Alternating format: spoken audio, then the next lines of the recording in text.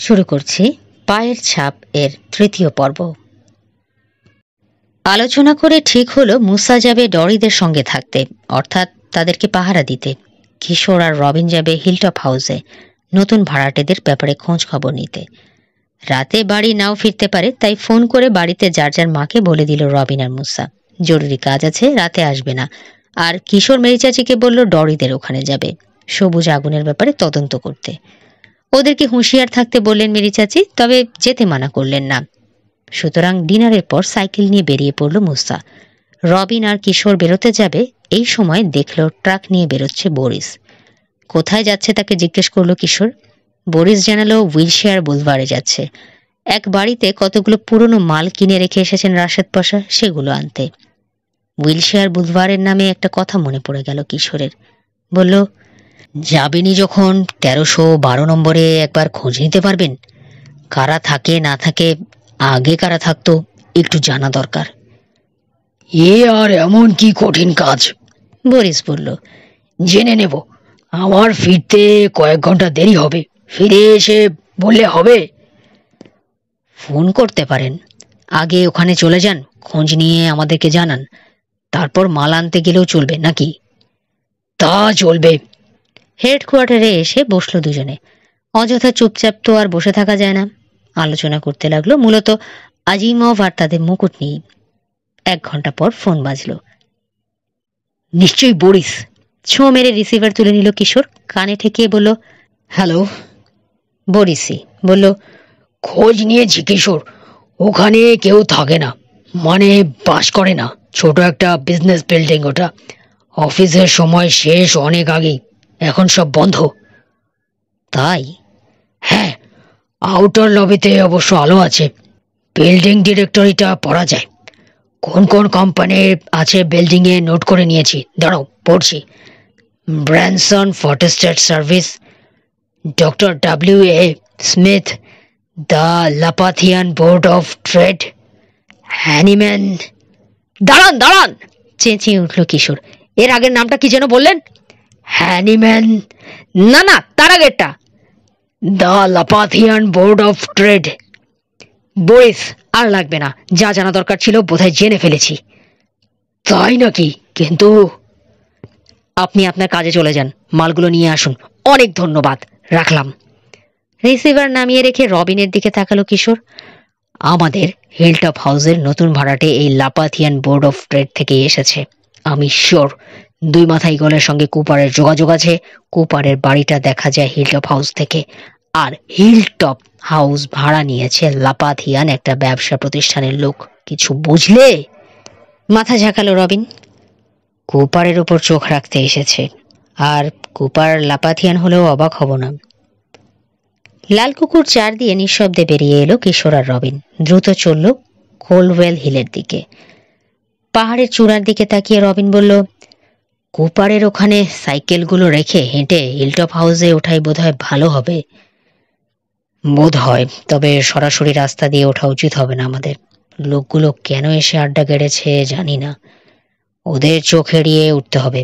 পথের ওপর নজর রেখে থাকলে দেখে ফেলবে। ঠিক। সাগরের দিকে ফিরে তাকালো রবিন। কুয়াশার আড়ালে হারিয়ে গেছে সূর্য, আজ আর বেরোতে পারবে বলে মনে হয় না। অন্ধকার হয়ে যাবে ততক্ষণে। অসুবিধে নেই, চাঁদ উঠবে, জোছনায় পথ দেখে উঠে যেতে পারবো। আলমানাক দেখেছ? নিশ্চয়ই, না দেখে কি আর বলি। তা ঠিক, জিজ্ঞেস করাটাই ভুল হয়েছে আমার। শিওর না হয়ে তো আর কিছু বলো না। কুপারের বাড়ির কাছে সাইকেল রেখে পাহাড় বেয়ে উঠতে শুরু করলো দুজন। বেশ খাড়া, একটু পরপরই থেমে জিরিয়ে নিতে হচ্ছে। 10 মিনিট পর আরেকবার জিরোতে থামলো ওরা। উত্তরে তাকালো। অন্ধকার হয়ে গেছে, চাঁদ এখনো ওঠেনি। এই আলোতে পাহাড়ের ঢালে জন্মানো ওক গাছগুলোকে কেমন ভুতুড়ে লাগছে, যেন দানবের ছায়া। কি খুঁজতে যাচ্ছি আমরা? জিজ্ঞেস করলো রবিন। ওই লোক দুজনের পরিচয়, জবাব দিল কিশোর। একজন মিচেল ভ্যান হফ সম্ভবত এসেছে দ্য লাপাথিয়ান বোর্ড অফ ট্রেড থেকে। অন্যজন যে কেউ হতে পারে। হিলটপ হাউসে কেমন আরামে আছে ওরা, দেখার লোভ সামলাতে পারছি না। হাসলো সে। আবার উঠতে লাগলো কিশোর। রবিন রইল ঠিক তার পেছনে। পাহাড়ের ওপাশ থেকে বেরিয়ে এলো চাঁদ। ওদের আশেপাশের কালো ছায়াগুলোকে আরো কালো করে দিল তেরছা আলো। আর কোনো কথা হলো না ওদের মাঝে। হিলটপ হাউস নজরে এলো। সামনে, ওদের সামান্য বাঁয়ে, বাড়িটার উপরতলা অন্ধকার, নিচে একটা ঘরে ম্লান আলো জ্বলছে। বাড়িটা একবার ঢুকেছিলাম, রবিন জানালো। জানালার কাঁচে নিশ্চয়ই প্রচুর ময়লা। আলোটাও ইলেকট্রিক ল্যাম্পের নয়, সেজন্যই এত কম। প্যারাফিন ল্যাম্প হবে। মাত্র কাল এসেছে তো, লাইন এখনো ঠিক করতে পারেনি। প্যারাফিন দিয়ে কাজ সারছে। ওরা উঠছে একটা পায়ে চলা পথ ধরে। ওটার মাথার কাছ থেকে একটা ঝর্ণা নেমেছিল কোনো এক সময়, এখন শুকিয়ে গেছে, ঘুরে চলে গেছে হিলটপ হাউসের পাশ দিয়ে। পানির নামগন্ধ নেই এখন, খটখটে শুকনো। নিঃশব্দে তাতে নেমে পড়ল দুজনে, এমন ভাবে পা ফেলতে লাগলো যাতে আলগা পাথরে পা লেগে পাথর গড়িয়ে পড়ে না যায়। পা হড়কে গিয়ে ওদেরও পিছলে পড়ার ভয় আছে। শেষের 50 ফুট তো রীতিমতো হামাগুড়ি দিয়ে পার হলো। পড়ার ভয় আছে। পৌঁছে গেল হাউসের নিচু দেয়ালের কাছে। উঠে দাঁড়িয়ে দেয়ালের ধার আঁকড়ে ধরে উঠে গেল কিশোর। নামলো পেছনের চত্বরে। রবিনও নামলো তার পাশে। বাড়ির পেছন দিকে নেমেছে ওরা। বিশাল ক্যাডিলাকটা দাঁড়িয়ে রয়েছে 3 কামরার একটা গ্যারেজের সামনে। গাড়িটাকে একবার ঘুরে দেখল কিশোর। ভেতরে কেউ নেই। ওটার দিকে নজর দেওয়ার প্রয়োজন মনে করল না আর। বাড়ির জানালাগুলো অন্ধকার। একটা দরজার ওপরের অর্ধেকটায় কাঁচ লাগানো, বাকিটা কাঠের, তালা দেয়া। রান্নাঘর অনুমান করল কিশোর। চাকরদের ঘর ওপর তলায়, রবিন বলল। চাকর রাখার সময়ই পায়নি এখনো ওরা। সোজা লাইব্রেরিতে চলো। ভেতরে ঢুকবে নাকি? রবিনের কণ্ঠে অস্বস্তি। না, অযথা বিপদ বাড়িয়ে লাভ নেই। জানালা দিয়ে ভেতরে দেখব। ঠিক আছে, বিপদ দেখলেই দেব দৌড়। এ কথার জবাব দিল না কিশোর। অন্ধকার রান্নাঘরের পাশ দিয়ে ঘুরে আলোকিত জানালার দিকে এগোলো। সরু একটা পাকা রাস্তা রয়েছে, ফলে এগোনো সহজ হলো। পথের পাশে ফুল গাছ সযত্নে বাড়ত এক সময়, এখন যত্ন আর পানির অভাবে প্রায় শেষ হয়ে এসেছে। ঠিকই আন্দাজ করেছে কিশোর। পুরু হয়ে ধুলো জমে রয়েছে জানালার কাঁচে। পা টিপে টিপে একটা জানালার কাছে এসে সাবধানে কাঁচের নাক ঠেকালো দুজনে। চৌকাঠের বেশি ওপরে মাথা তুলল না। দুজন লোককে দেখা গেল ভেতরে। আগের দিন স্যালভেসিয়ার্ডে গিয়েছিল যারা। মস্ত ঘরটায় 2টো বাঙ্ক পাতা হয়েছে, বিছানার বিকল্প। একদা যেসব তাকে বৈশোভা পেত, তারই একটাতে অগোছালো হয়ে পড়ে রয়েছে খাবারের টিন, কাগজের প্লেট, কাগজের ন্যাপকিন। ফায়ারপ্লেসে আগুন জ্বলছে। দুজনের মাঝে কম বয়সী লোকটা ক্যাডিলাকের ড্রাইভার। আগুনের সামনে ঝুঁকে বসে লম্বা তারের মাথায় হটডগ গরম করছে। টেকো লোকটা বসে রয়েছে তাস খেলার একটা টেবিলের সামনে ফোল্ডিং চেয়ারে। যেন রেস্টুরেন্টে খাবারের অর্ডার দিয়ে অপেক্ষা করছে ক্ষুধার্ত খরিদ্দার। ঘুরিয়ে ঘুরিয়ে হটডগটাকে গরম করছে ড্রাইভার। কিছুক্ষণ বসে থেকে অধৈর্য ভঙ্গি করে উঠে দাঁড়ালো টেকো। চলে গেল লাইব্রেরির পাশের আরেকটা অন্ধকার ঘরে। মিনিট কয়েক পরে যখন আবার ফিরে এলো, হটডগ তৈরি হয়ে গেছে ততক্ষণে। ওটাকে একটা কাগজের প্লেটে করে নিয়ে এলো অল্প বয়সী লোকটা। টেবিলে নামিয়ে রাখলো। নাক মাখালো টেকো। খাবার দেয়ার ধরনটা বোধহয় পছন্দ হলো না তার। জানালার কাছ থেকে সরে আবার বাড়ির পেছন দিকে চলে এলো 2 গোয়েন্দা। ক্যাডিলাকের গায়ে হেলান দিয়ে দাঁড়ালো রবিন। কি করছে দেখলাম, ক্যাম্প করছে এখানে। শুধু ক্যাম্প করার জন্য এত বড় বাড়ি ভাড়া করেনি, অন্য কারণ আছে। একটু আগে অন্ধকার ঘরটায় কেন গিয়েছিল টাকমাথা লোকটা? ওটা লিভিং রুম, সাগরের দিকে মুখ করা। বারান্দাও ওইদিকেই, এসো। কিশোরের পিছু পিছু বাড়িটার এক কোণে এসে দাঁড়ালো রবিন। লম্বা ছড়ানো বারান্দার নিচেই গাড়ি বারান্দা। প্রায় 15 ফুট চওড়া বারান্দাটা মাটি থেকে 3 ফুট উঁচুতে, পাথর আর সিমেন্ট দিয়ে তৈরি। দেখো, একটা যন্ত্র। হাত তুলে দেখালো রবিন। ট্রাইপডের উপর বসানো। টেলিস্কোপ বোধ হয়। শুনলে? একটা কণ্ঠস্বর শোনা গেল। বাড়ির দেয়ালে গা মিশিয়ে দেখতে লাগলো কিশোর। চন্দ্রালোকিত বারান্দায় বেরিয়ে এসেছে অল্প বয়সী লোকটা। টেলিস্কোপে চোখ রেখে দেখল কিছুক্ষণ, তারপর ডেকে কিছু বলল। আবার দেখল, হাসল, তারপর আরেকটা মন্তব্য করল। ভ্রুকুটি করল কিশোর। ভাষাটা বুঝতে পারছে না। শোনা গেল আরেকটা ভারী কণ্ঠ, ক্লান্ত স্বর। বেরিয়ে এলো টাক মাথা লোকটা।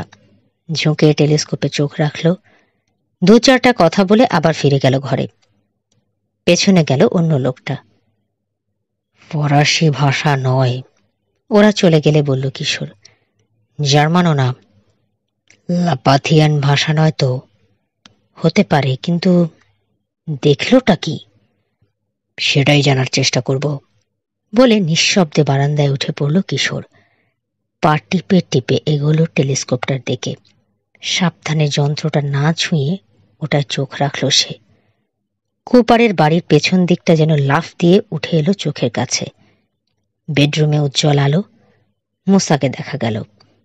বিছানায় বসে কথা বলছে ডরির সঙ্গে। দুজনের মাঝখানে রাখা একটা দাবার ছক। একটা ট্রেতে করে 3টা কাপ নিয়ে ঘরে এসে ঢুকলো এলিজা। কোকো নিয়ে এসেছে বোধ হয়। টেলিস্কোপের কাছ থেকে সরে এলো কিশোর। ড্রাইভওয়েতে নামল। কুপারের বাড়ির ওপর নজর রাখছে বেটারা। যা জানার তো জানলাম, চলো ভাগি, জায়গাটা আমার ভাল লাগছে না। হ্যাঁ চলো, আর কিছু জানার নেই আপাতত। ক্যাডিলাকের পাশ দিয়ে এসে দেয়ালের দিকে এগোলো দুজনে। দেয়াল পেরিয়ে আবার শুকনো নালায় নামবে। এদিক দিয়ে কাছে বলতে বলতে দেয়াল আর রান্নাঘরের মাঝের খোলা জায়গাটা ধরে এগোলো রবিন। এককালে বোধহয় বাগান ছিল এখানটায়। হঠাৎ 2 হাত ওপরে তুলে চিৎকার করে উঠল রবিন। তারপরেই অদৃশ্য হয়ে গেল চোখের সামনে থেকে। রবিন, ব্যথা পেয়েছো? একটা গর্তের পাশে হাঁটু গেড়ে বসে নিচে তাকিয়ে রয়েছে কিশোর। কোনো ধরনের সেলার টেলার হবে ওটা। আচ্ছা মতো চোখে পড়ছে। উঠে দাঁড়াচ্ছে রবিন। দূর, শোনা গেল রবিনের বিরক্ত কণ্ঠ। ব্যথা পেয়েছো? উঠে দাঁড়িয়েছে রবিন। কুঁজো করে রেখেছে পিঠ। না। লম্বা হয়ে মাটিতে উপুড় হয়ে পড়ল কিশোর। হাত বাড়িয়ে দিল টান টান করে। ধরো। হাতটা ধরল রবিন। দেয়ালে তাক মতো রয়েছে, তাতে পা তুলে দিয়ে ওপরে ওঠার চেষ্টা করল। তাকটা কাঠের, পুরনো হতে হতে পচে নরম হয়ে গেছে। রবিনের ভার রাখতে পারল না, ভেঙে পড়ল। পড়ে গেল সে। আর একটু হলেই কিশোরকেও এনে ফেলেছিল গর্তের মধ্যে। দূর, আবার বলল সে। বলেই জমে গেল যেন। জ্বলে উঠেছে উজ্জ্বল টর্চ। নড়বে না, কঠোর আদেশ দিল হিলটপ হাউসের ভাড়াটে অল্প বয়সী লোকটা। কিশোর নড়ল না। রবিন যেখানে রয়েছে সেখানেই থাকলো। গর্তের মাটিতে বসে তাকিয়ে রয়েছে ওপরের দিকে। চোখে পড়ছে ভাঙা তক্তা। আচ্ছাদন ছিল গর্তের মুখে, ওটা ভেঙেই নিচে পড়েছে সে। নড়বে না, কঠোর আদেশ দিল হিলটপ হাউসের ভাড়াটে অল্প বয়সী লোকটা। কিশোর নড়ল না। রবিন যেখানে রয়েছে সেখানেই থাকলো। গর্তের মাটিতে বসে তাকিয়ে রয়েছে উপরের দিকে। চোখে পড়ছে ভাঙা তক্তা। আচ্ছাদন ছিল গর্তের মুখে, ওটা ভেঙেই নিচে পড়েছে। এখানে কি করছো তোমরা? জিজ্ঞেস করলো লোকটা। মাটিতে শুয়ে থেকে জবাব দিল কিশোর। আমার বন্ধুকে তোলার চেষ্টা করছি, পারছি না, একটু সাহায্য করবেন প্লিজ। ঢুকেছ কেন এখানে? আগে সে কথা বলো, ধমক দিয়ে বলল লোকটা। কি হয়েছে মিচেল? পেছন থেকে ডেকে জিজ্ঞেস করলো ভারী কণ্ঠ। টাক মাথা লোকটা দ্রুত এগিয়ে এলো গর্তের কাছে। শরীর দেখে মনেই হয় না প্রয়োজনের সময় এতটা ক্ষিপ্র হতে পারে। কিশোরের মতো শুয়ে হাত বাড়িয়ে দিল নিচে। ধরো, মই নেই আমাদের। উঠে দাঁড়িয়ে হাতটা ধরল রবিন। মুহূর্ত পরই তাকে টেনে উপরে তুলে নিয়ে এলো লোকটা। হাড় টাড় ভাঙেনি তো? হাড় ভাঙার যা ব্যথা, হাড়ে হাড়ে টের পেয়েছি আমি। একবার ঘোড়া থেকে পড়ে গিয়েছিলাম। ঘোড়াটা পড়েছিল আমার ওপর। 2 মাস পড়ে থাকলাম বিছানায়।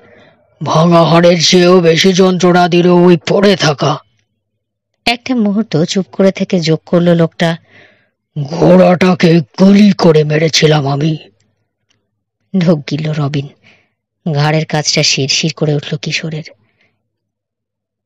এসব ব্যাপারে ধৈর্য খুব কম চেক ডিক্টরের, মিচেল বলল। চেক ডিক্টর?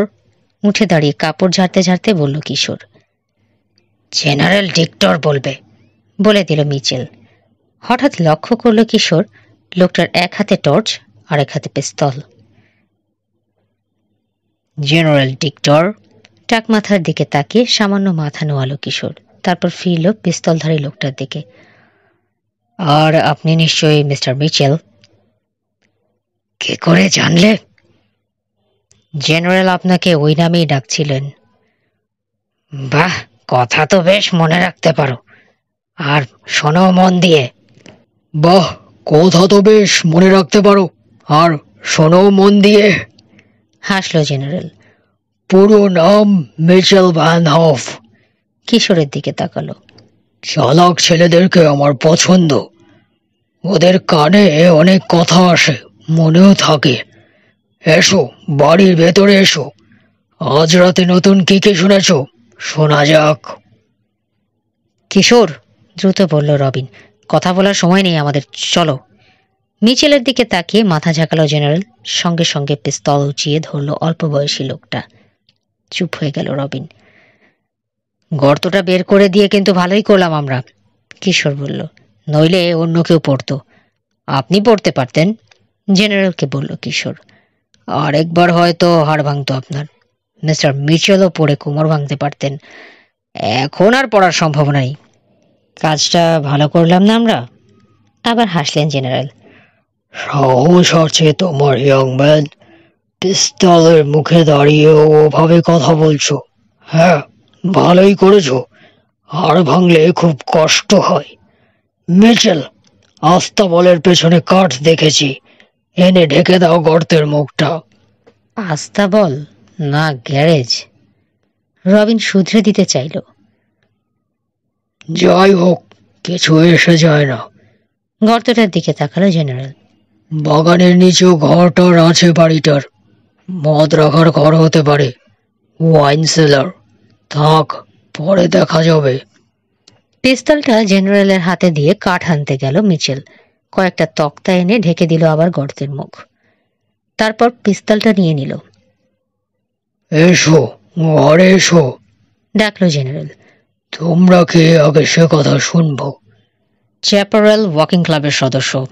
নির্জলা মিথ্যে কথাটা বলতে একটুও মুখে আটকালো না কিশোরের। খুব ভালো, নামটাও জানা দরকার, আর কেন এসেছিলে সেটাও। এখানে দাঁড়িয়ে হবে না, ঘরে এসো। চলুন। পিস্তল নেড়ে রান্নাঘরের দরজা দেখালো মিচেল। আগে আগে চলল জেনারেল, তার পেছনে রবিন আর কিশোর। সবার পেছনে রইল মিচেল। ধুলো পড়া নোংরা অব্যবহৃত রান্নাঘর পেরিয়ে লাইব্রেরিতে এসে ঢুকলো ওরা। ফোল্ডিং চেয়ারটায় বসলো জেনারেল। কিশোর আর রবিনকে বসতে বলল বিছানায়। আদর আপ্যায়ন করতে পারছি না, দুঃখিত। ফায়ারপ্লেসের আগুনের আলোয় চকচক করে উঠল জেনারেলের চোখ। জিনিসপত্র কিছু নেই, চা খাবে? মাথা নাড়ল কিশোর। থ্যাংক ইউ স্যার, চা খাই না আমি। আমিও না, রবিন বলল। ও হ্যাঁ, শুনেছি আমেরিকান ছেলেরা চা কফি খায় না, মদও না। দুধ তো খাও? মাথা ঝাঁকিয়ে বলল কিশোর, খাই। সরি, দুধ নেই আমাদের, জেনারেল বলল। তার পেছনে এক পাশে সামান্য সরে দাঁড়িয়েছে মিচেল। মিচেল? জেনারেল জিজ্ঞেস করল। চ্যাপারেল ওয়াকিং ক্লাবের নাম শুনেছ? জীবনেও না, জবাব দিল মিচেল। এখানকার স্থানীয় ক্লাব, তাড়াতাড়ি বলল কিশোর। পাহাড়ি ঝোপঝাড়ে দিনের চেয়ে রাতে ঘুরতে ভাল লাগে, আপনি জানেন। অবশ্য অনেকের কাছে দিনেই ভাল লাগে। আমরা রাতে ঘুরি, তার কারণ চলার সময় ঝোপের ভেতরে বুনো প্রাণীর সাড়া পাওয়া যায়। চুপচাপ যদি অনেকক্ষণ দাঁড়িয়ে থাকা যায় তাহলে দেখাও যায় অনেক জন্তু। একবার একটা হরিণ দেখেছিলাম, আর বহুবার খাটাস দেখেছি, রাস্তা পেরিয়ে চলে যাচ্ছে। চমৎকার, পাখিও দেখো নিশ্চয়ই? রাতে দেখতে পারি না, সত্যি কথাটাই বলল কিশোর। রাতে মাঝে সাঝে পেঁচার ডাক শোনা যায় অবশ্য, তবে পাখিগুলোকে ভালো দেখা যায় না। দিনের বেলা পাখির ডাকে সজীব হয়ে ওঠে ঝোপ। হাত তুললেন জেনারেল। রাখো রাখো, চ্যাপারেল বলে ওটা কি জিনিস? ওই এক ধরনের ঝোপঝাড়কেই বলে, যেখানে গাছপালা ক্রমেই বাড়ে ওরকম জায়গাকে। এখানকার পাহাড়ের ঢাল তো নিশ্চয়ই খেয়াল করে রেখেছেন, গাছপালা অনেক আছে। এটা চ্যাপারেল অঞ্চল। ওক আর জুনিপারের জঙ্গল আছে, আছে সেইজের ঝোপ। ওসব গাছ থাকে ঢালের নিচের দিকে। ওপরের অংশে জন্মে ম্যানজানিটা, খুব শক্ত গাছ, জীবনী শক্তি অবিশ্বাস্য। সামান্য পানি পেলেই বেঁচে থাকতে পারে। চ্যাপারাল অঞ্চল খুব কম আছে পৃথিবীতে, ক্যালিফোর্নিয়া তার মধ্যে একটা। উদ্ভিদ বিজ্ঞানীরা খুব আগ্রহ নিয়ে আসে এখানে গবেষণা করতে। নেচার ম্যাগাজিনে বেরিয়েছিল উদ্ভিদের ওপর লেখা ওই আর্টিকেলটা। সেটারই অংশবিশেষ উগড়ে দিচ্ছে কিশোর। মনে মনে হাসল রবিন। চ্যাপারেলের ওপর বক্তৃতা দিয়েই চলেছে কিশোর। বৃষ্টির পরে কিরকম বাড়ে গাছপালাগুলো, বসন্তে কেমন গন্ধ ছড়ায়, কি করে ক্ষয়ে যাওয়ার হাত থেকে রক্ষা করে পাহাড়ের মাটিকে। আচমকা হাত তুলল জেনারেল। যথেষ্ট হয়েছে, থামো। এবার আসল কথায় আসা যাক। তোমাদের নাম? কিশোর পাশা। রবিন মিলফোর্ড। ভালো। আমার বাগানে কি করছিলে? শর্টকাটে যাওয়া যায় ওখান দিয়ে, কিশোর বলল। ওটা পার হয়ে মেইন রোডে নেমে যেতে চেয়েছি। জানো না এটা প্রাইভেট প্রপার্টি? জানি স্যার, কিন্তু হিলটপ হাউসে বহুদিন লোক থাকে না। জানতাম, বুঝতেই পারিনি আপনারা এসেছেন। কিশোর পাশা, তোমাকে আগেও কোথাও দেখেছি। কোথায় বলো তো? আমাদের ইয়ার্ডে। অনেক খোঁজাখুঁজি করেও হিলটপ হাউসটা পাননি। ওটা কোথায় আমাকে জিজ্ঞেস করার জন্য নেমেছিলেন মিস্টার মিচেল। ও হ্যাঁ হ্যাঁ, মনে পড়েছে। দাড়িওয়ালা এক বুড়োর সঙ্গে দাঁড়িয়েছিলে তখন। কুপারের কথা বলছেন নিশ্চয়ই, হেনরি কুপার। পরিচিত? নিশ্চয়ই, রকি বিচে সবাই চেনে তাকে। মাথা ঝাঁকালো জেনারেল। মনে হয় নামটা শুনেছি। মিচেলের দিকে ফেলল সে। আগুনের আলো চিকচিক করে উঠল তার রোদে পোড়া চামড়ায়। এই প্রথম গলার চামড়ায় খুব সরু ভাঁজ দেখতে পেল কিশোর। বয়স আন্দাজ করা যায় না ডিক্টরের, তা নয়, করা যায়। বুড়ো হয়ে গেছে। মিচেল, বলল জেনারেল। তুমি না বলেছিলে এখানে একজন খুব ভালো কুমোর আছে? আছে, জবাবটা দিল রবিন। ওর সাথে দেখা করার খুব ইচ্ছে আমার। কোনো জবাব আশা করল না জেনারেল। কিশোর বা রবিন কিছু বলল না। পাহাড়ের গোড়ায় ওটা তারই বাড়ি? জেনারেল বলল আবার। হ্যাঁ, এবার জবাব দিল কিশোর। মেহমান এসেছে ওর বাড়িতে, এক সুন্দরী মহিলা আর তার ছেলে। আজ ওদেরকে ঘর গোছাতে সাহায্য করেছিলে তুমি? করেছি। মানুষকে সাহায্য করা ভালো। চেনো ওদেরকে? না, ওরা কুপারের বন্ধু। বন্ধু? বন্ধু থাকা ভালো, কিন্তু ওদেরকে অভ্যর্থনা জানাতে থাকলো না কেন কুমোর? ইয়ে, মানে মানুষটা খামখেয়ালি।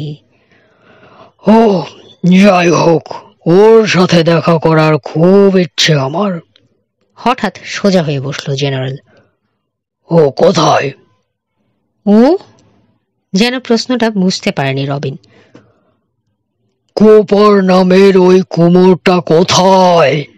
গলা চড়িয়ে বলল জেনারেল। জানি না, জবাব দিল কিশোর। অসম্ভব! রং দেখা গেল জেনারেলের রোদে পড়া চামড়ায়। গতকালও তোমার সাথে দেখা হয়েছে, আজ ওর বন্ধুদের সাহায্য করেছো তুমি। জানি না বললে বিশ্বাস করবো ভেবেছ? না স্যার, বিশ্বাস না হওয়ারই কথা, তবে সত্যিই আমি জানি না। কাল গায়েব হয়ে গেছে আমাদের ইয়ার্ড থেকে। ওই তোমাকে এখানে পাঠিয়েছে? কঠিন হয়ে উঠল জেনারেলের কণ্ঠ। না, সমান তেজে জবাব দিল রবিন। চ্যাপারেলে ঘুরতে এসেছো না ছাই? গপ্প শোনানো হচ্ছে আমাকে? চিৎকার করে বলল জেনারেল। সহকারীর দিকে হাত বাড়ালো। পিস্তলটা দাও আমার হাতে। দিল মিচেল।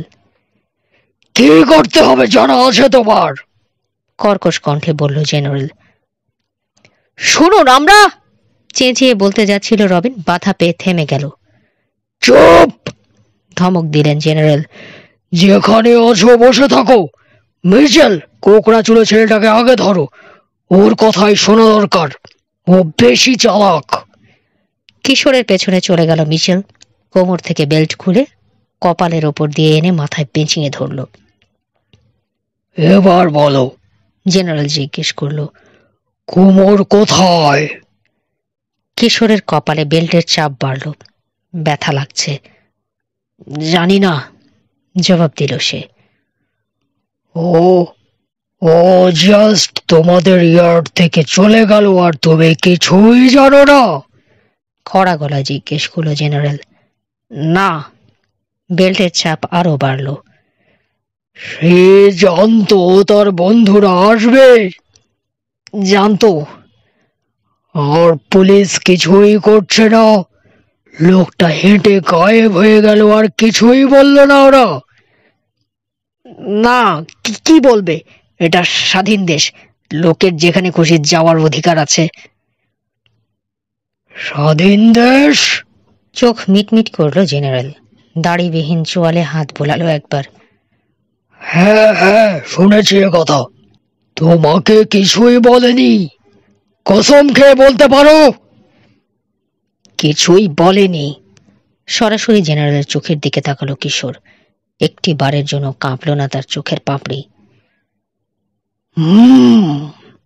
উঠে কিশোরের মুখোমুখি এসে দাঁড়ালো জেনারেল।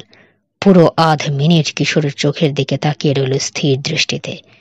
তারপর জোরে একটা নিঃশ্বাস ফেলে মিচেলকে বলল, ছেড়ে দাও, সত্যি কথাই বলছে। প্রতিবাদ করলো মিচেল। আমার বিশ্বাস হচ্ছে না, এরকম কাকতালীয় ব্যাপার। শ্রাগ করলো জেনারেল। এ বয়সী ছেলেদের কৌতূহল একটু বেশিই থাকে। ছেড়ে দাও, ওরা কিছু জানে না। কিশোরের কপাল থেকে বেল্ট খুলে নিল মিচেল। চেপে রাখা নিঃশ্বাস শব্দ করে ছাড়ল রবিন। খেয়ালই করেনি কখন থেকে চাপতে আরম্ভ করেছে।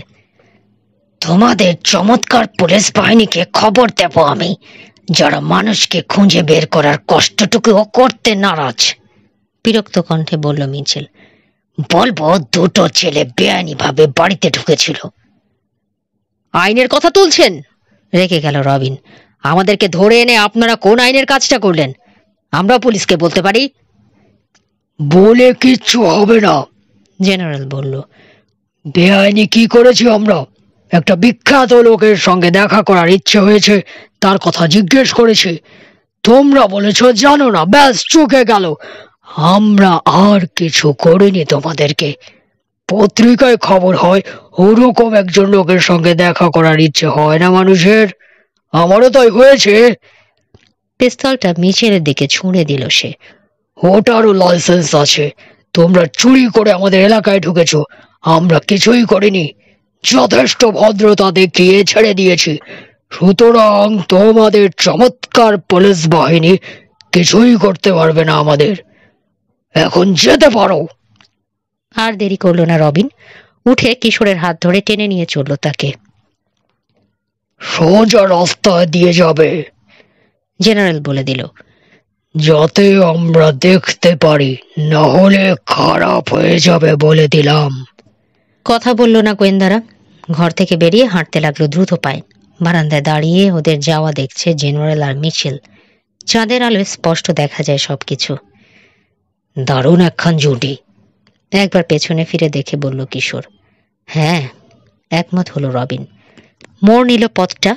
এখান থেকে চোখে পড়ে না হিলটপ হাউস, বাইরে একটা উঁচু ঝোপের জন্য। তারপর পাহাড়ের কোনখান থেকে শোনা গেল ভারী একটা শব্দ।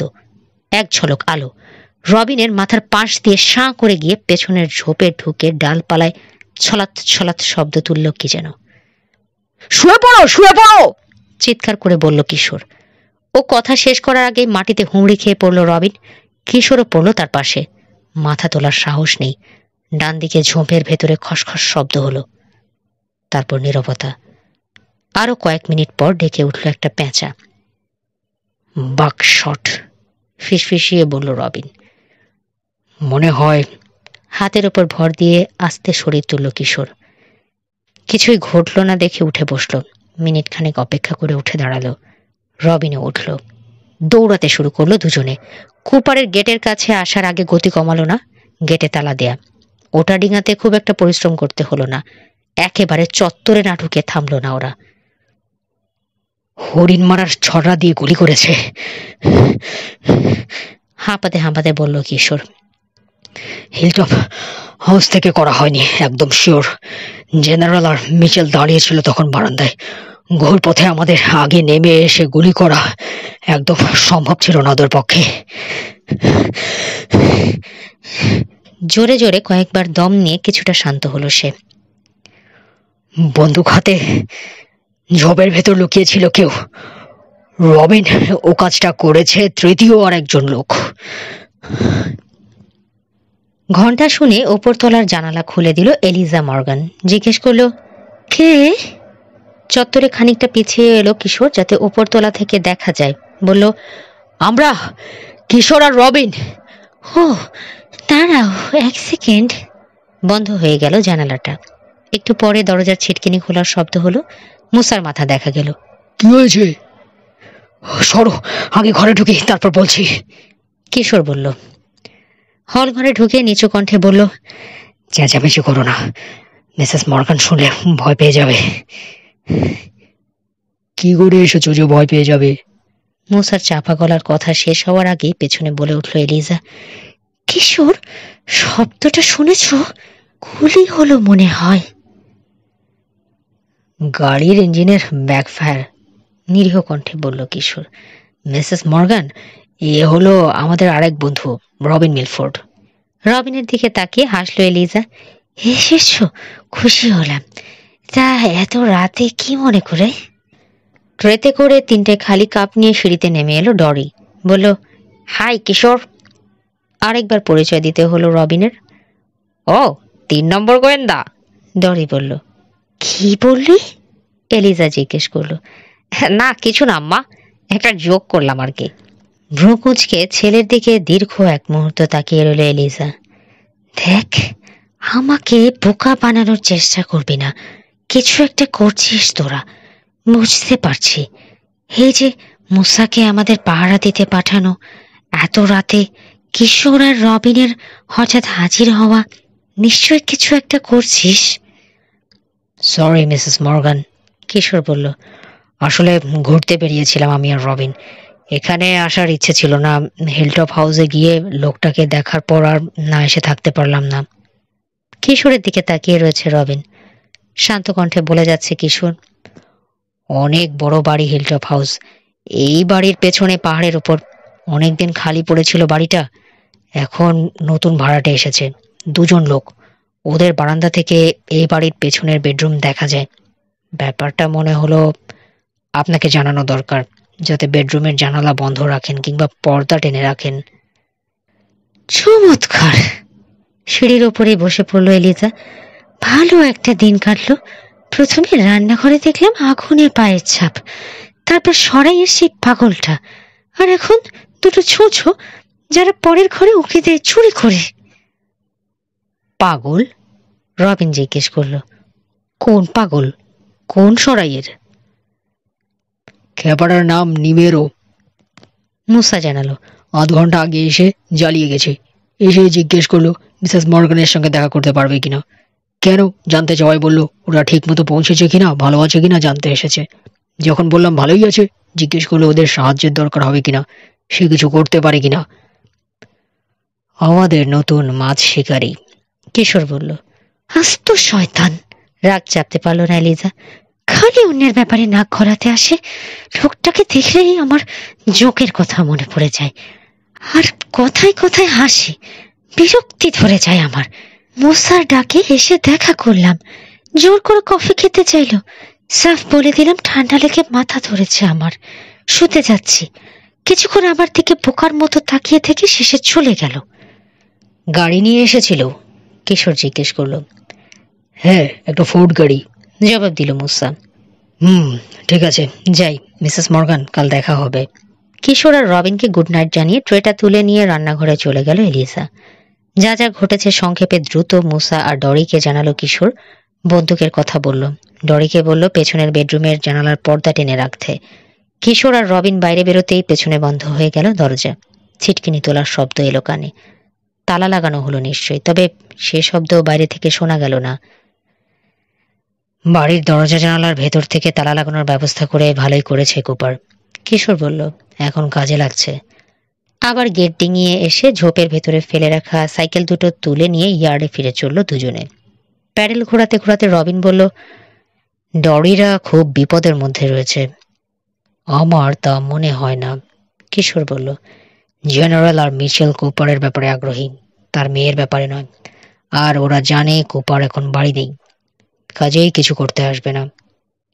তাহলে সেই লোকটা যে গুলি করলো, সে তো আমাদের জন্য বিপজ্জনক, ডরিদের জন্য নয়। মনে হলো আমাদেরকে হুমকি দিয়েছে। নিমের ওর ব্যাপারটা অবশ্য সন্দেহজনক। গায়ে পড়ে এসে মিসেস মর্গানকে সাহায্য করতে চাওয়াটা, তবে সে খারাপ কিছু করবে বলে মনে হয় না। মেরি চাচির ধমকি যেভাবে কাঁচুমাচু হয়ে গেল, আসলে ওরকম কিছু লোক থাকে, অপমানের ভয় করে না, কিংবা অপমান গায়েই মাখে না।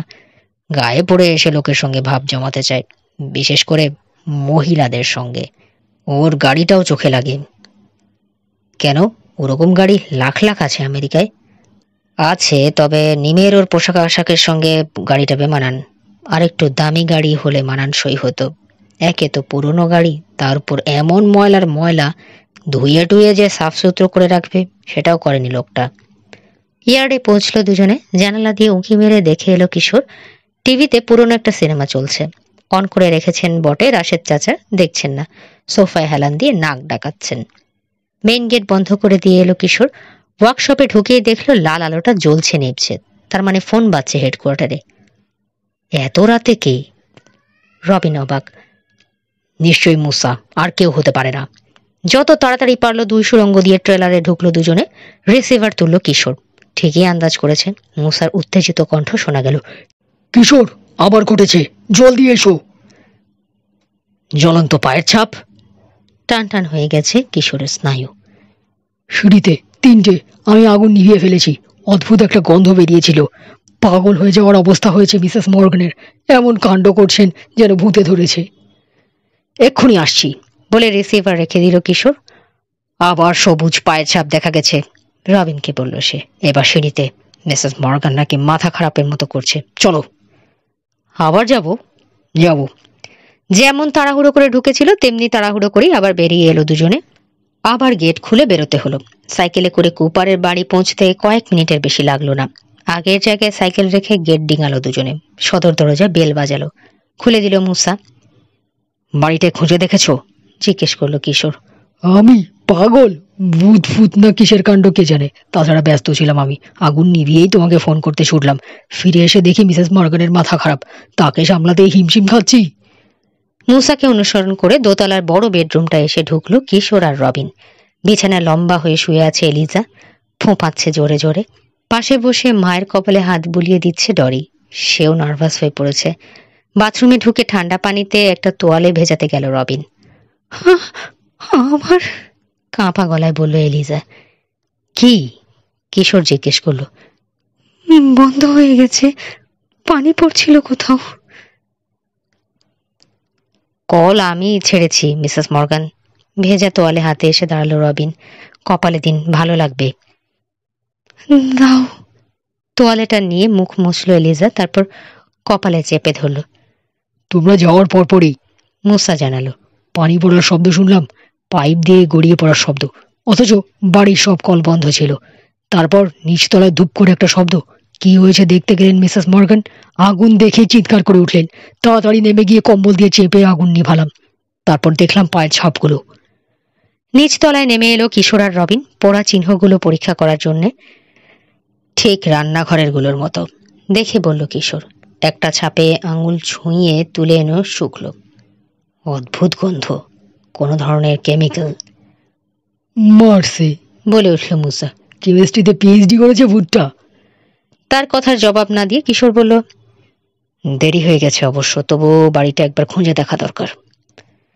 কিশোর, এখানে কেউ ঢুকতে পারেনি, জোর দিয়ে বলল মুসা। যেভাবে বন্ধ করে রেখেছিলাম, ঢুকতে পারার কথা নয়। সন্তুষ্ট হতে পারল না কিশোর। তলকুঠুরি থেকে চিলে কোঠা পর্যন্ত সমস্ত জায়গা খুঁজে দেখল। সন্দেহজনক কিছু পেল না। বাড়িতেই চলে যাব, এলিজা বলল। যাব আম্মা, ডরির যাওয়ার ইচ্ছে নেই, সকালেই চলে যাব। এখন গেলে অসুবিধে কি? এত রাতে? এখন তুমি ক্লান্ত, বিশ্রাম দরকার। তোর কি মনে হয় এখানে ঘুমাতে পারবো আমি?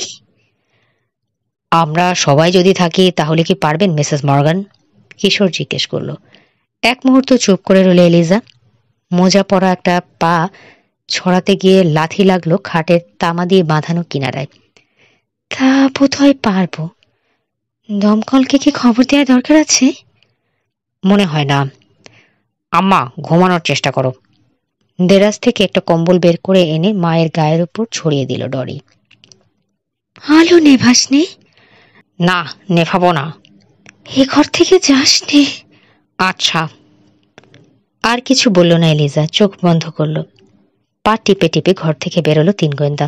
দরজার কাছে এসে ডরি বলল, আমি আম্মার কাছেই শোবো। আরো কম্বল আছে, মাটিতে বিছিয়ে নিয়ে শুতে পারবো।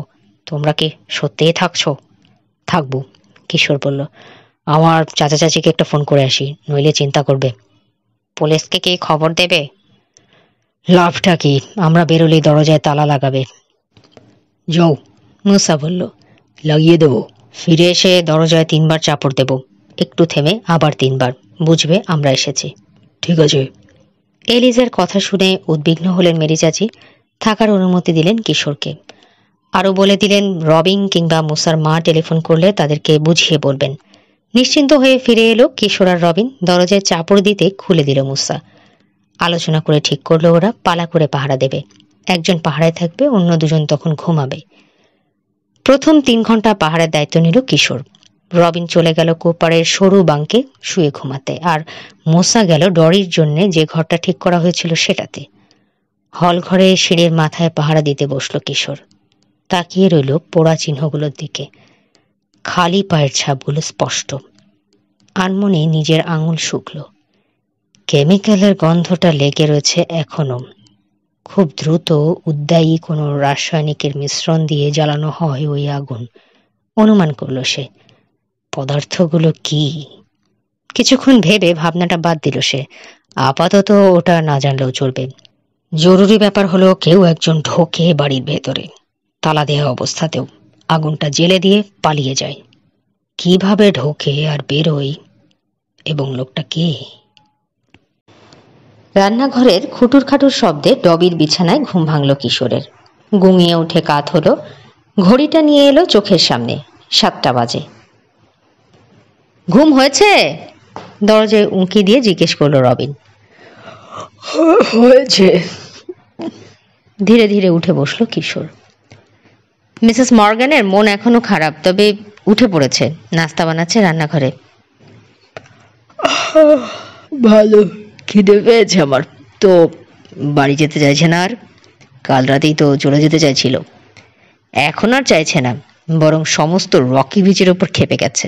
কারণ এখানকার কেউ তার মনোকষ্টের কারণ। ঘুম ভালো হলে মানুষের মন ঠিক হয়ে যায়, তার বেলাও হয়েছে সেই। হেসে বাথরুমে চলে গেল কিশোর। নাস্তা খাওয়ার সময় এলিজা বলল, ওকে ছাড়বো না আমি। পালিয়ে যাবে কোথায়? পুলিশ লাগিয়ে দেব। আজকে থানায় গিয়ে রিপোর্ট লেখাবো। হেনরি কুপার হারিয়ে গেছে, তার খোঁজ চাই। এখন আর না খুঁজে পারবে না পুলিশ। তাতে কি কোনো লাভ হবে? প্রশ্ন তুলল কিশোর। মিস্টার কুপার যদি লুকিয়ে থাকতে চান। লুকিয়ে থাকা চলবে না ওর। 1 প্লেট ডিম ভাজা টেবিলে নামিয়ে রাখলো এলিজা। আমি ওর মেয়ে, সেটা তার বোঝা উচিত। আরেকটা ব্যাপার, আগুনের ব্যাপারেও রিপোর্ট করব। আরেকবার দেখি পুলিশ কিছু করে কিনা। আগুন লাগানোটা অপরাধ। অ্যারসন, রবিন বলল। নাম যাই হোক, সেটা বন্ধ হওয়া দরকার। খাও তোমরা, আমি শহরে যাচ্ছি। তুমি খাবে না? ডরি জিজ্ঞেস করলো। না, পরে। আগে গিয়ে থানায় রিপোর্ট লেখাবো, তারপর আমার অন্য কাজ। রেফ্রিজারেটরের উপর থেকে হাত ব্যাগটা নামিয়ে এনে সেটা থেকে গাড়ির চাবি বের করলো এলিজা। ছেলেদেরকে থাকতে বলে বেরিয়ে গেল ঘর থেকে। কয়েক সেকেন্ড পরেই নীল কনভার্টেবলের ইঞ্জিনের আওয়াজ কানে এলো ওদের। আবার খেপে গেছে আম্মা, ডরি বলল খেতে খেতে। ডিমটা খুব ভালো হয়েছে বলে আরেকটা ডিম প্লেটে তুলে নিল কিশোর। খাওয়া শেষ করে বলল, বাসন পেয়ালাগুলো ধুয়ে ফেলা দরকার। একমত হলো রবিন। তোমার আম্মার কিন্তু রাগ করার কারণ আছে, ডরিকে বলল কিশোর। কাউকে দাওয়াত করে আসতে বলে বাড়ির মালিকের ওভাবে পালিয়ে যাওয়া, তবে মিস্টার কুপারের এভাবে গায়েব হয়ে যাওয়ার পেছনেও নিশ্চয়ই কারণ আছে। যতদূর দেখেছি তিনি ভদ্রলোক, কারো মনে কষ্ট দেওয়ার মানুষ নন। নিজের প্লেটটা নিয়ে গিয়ে সিঙ্কে ভেজালো সে। জেনারেল ডিক্টর আর মিচেলের কথা ভাবল। ইয়ার্ডে ওদেরকে দেখে কিভাবে মেডেলটায় হাত চলে গিয়েছিল কুপারের মনে পড়ল। 2 মাথা ঈগল, আনমনে বিড়বিড় করলো সে। ডরিকে বলল, তোমার নানা তো নানা রকম উপহার পাঠাতো তোমাদেরকে, কখনো 2 মাথা ঈগল পাঠিয়েছেন? ভাবল ডরি, তারপর মাথা নাড়ল। না, আম্মা পাখি পছন্দ করে, নানা তাকে নানা রকম পাখি পাঠাতো, এই যেমন রবিন, ব্লুবার্ড, এসব সবই অবশ্য চীনামাটির তৈরি, তবে 2 মাথা ঈগল কখনো পাঠায়নি। কিন্তু নিজে একটা ঈগলের মডেলকে মেডেল বানিয়ে গলায় পরতেন। এখানে কলসি চীনামাটির ফলকের ওপর ওই ঈগল এঁকে রেখেছেন। একটা শূন্য ঘরে এত বড় ফলকে ঈগল এঁকে রাখার কি দরকার? বাসন ধোয়া শেষ করে একটা তোয়ালেতে হাত মুছে সিঁড়ির দিকে চলল কিশোর। অন্য 3 জনের খাওয়া তখনও শেষ হয়নি। ওগুলো ওভাবে ফেলে রেখেই তার পেছনে পেছনে চলল ওরা। চলে এলো সেই ঘরটায় যেটাতে বিছানা পেতেছে এলিজা। ম্যান্টেলের ওপর থেকে কড়া চোখে ওদের দিকে তাকিয়ে রইল লাল ঈগল। ফলকটার ধারগুলোয় হাত বুলিয়ে দেখল কিশোর। নিজের ঘরে ছুটে গেল ডরি। ফিরে এলো নখ ঘষার একটা রেত নিয়ে। দেখো তো এটা দিয়ে হয় কিনা। রেতটা দিয়ে ফলকের ধারগুলো খুঁচিয়ে দেখল কিশোর। না, হবে না, শক্ত করে লাগানো। মিস্টার কুপার ওটা বানিয়ে লাগিয়ে দিয়েছেন দেয়ালের সঙ্গে। কয়েক পা পিছিয়ে এসে পাখিটার দিকে ভালো করে তাকালো সে। কিন্তু করলো কিভাবে কাজটা একা? এত বড় একটা ফলক বেজায় ভারী হওয়ার কথা। করেছে কোনোভাবে, ডরি বলল। দাঁড়াও, ফলকটা বোধহয় আস্ত নয়, ছোট ছোট করে বানিয়ে জোড়া দেওয়া হয়েছে। এই, একটা চেয়ার নিয়ে এসো তো, উপরে উঠে দেখি। রান্নাঘর থেকে গিয়ে একটা চেয়ার নিয়ে এলো মুসা। ওটার উপরে উঠে ঈগলটার একটা চোখে আঙুল রাখল কিশোর। এটা অন্য চোখগুলোর মতো নয়, বলতে বলতে টিপে দিল চোখটা। আঙুলের চাপে দেবে গেল ওটা। কিট করে মৃদু একটা শব্দ হলো। ম্যান্টেলের ওপরের কাঠের দেয়ালটা সামান্য সরে গেল। গোপন দরজা। অবাক হয়নি কিশোর। কিছু কিছু বুঝতে পারছি এবার। কি বুঝলো সে, অন্যরা সেটা বুঝতে পারল না। চেয়ার থেকে নেমে এসে সরে যাওয়া দেয়ালের একটা ধার ধরে টানল সে।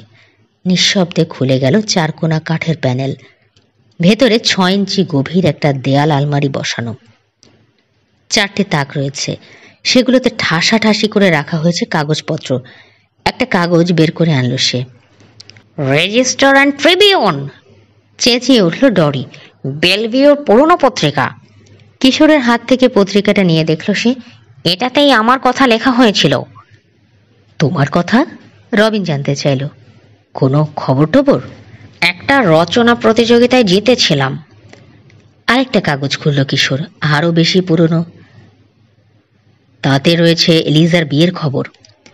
আরও কাগজ পাওয়া গেল, সেগুলোতেও রয়েছে ডরিদের নানা খবর। সে কবে জন্মেছে, কবে তার নানির মৃত্যু হয়েছে ইত্যাদি। মর্গান হার্ডওয়্যার স্টোরের মহা সমারোহে শুভ বোধনের কথাও লেখা হয়েছে ফলাও করে। একটা বক্তৃতা হুবহু তুলে দেওয়া হয়েছে। ভেটেরান্স ডেতে বক্তৃতা দিয়েছিল ডরের বাবা। মর্গানদের সমস্ত খবর সময়ে সময়ে ছেপে দিয়েছে পত্রিকাটা, আর সেগুলোর কপি সব সযত্নে তুলে রেখেছে কুপার। এখানেই শেষ হচ্ছে পায়ের ছাপ এর 3য় পর্ব। পরবর্তী পর্ব শুনতে, রহস্যের সমাধান জানতে সাথে থাকুন গল্প বাই ঘাসফড়িং এর। ধন্যবাদ।